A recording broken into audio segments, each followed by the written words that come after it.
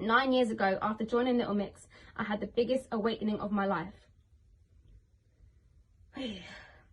When we were filming Wings, we worked with Frank Gatson. He said to me, "You're the black girl, you have to work 10 times harder." Never in my life had someone told me that I would need to work harder because of my race. Later on, what Frank Gatson said made sense. I learned that the dream of being in the biggest girl band in the world came with its flaws and consequences. Consequences such as knowing about the existing underlying racism in the creative industries. You learn to understand you can't be seen to be too loud or too opinionated, otherwise you're deemed a diva or aggressive. You learn that by walking into a room, you are deemed unapproachable or offish before anyone has even approached you. You learn that by voicing your opinion about the lack of diversity within the industry is like smashing your head against a brick wall.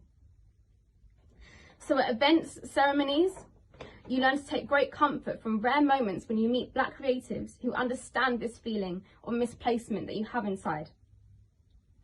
So for that moment, the dream is alive. And then just like that, reality hits you.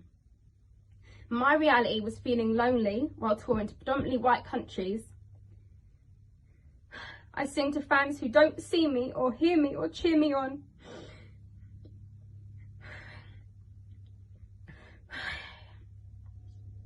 My reality is feeling anxious before fan events and signings because I always feel like I'm the least favoured. My reality is constantly feeling like I have to work 10 times harder and longer to mark my place in the group because my talent alone isn't enough. My reality is wanting to see other artists who I know are so talented but will never get the opportunities I have had because to the industry they are not marketable. But they will get behind someone else with the aspects of black culture the world wants to see, but leave behind the aspects they feel make them unmarketable.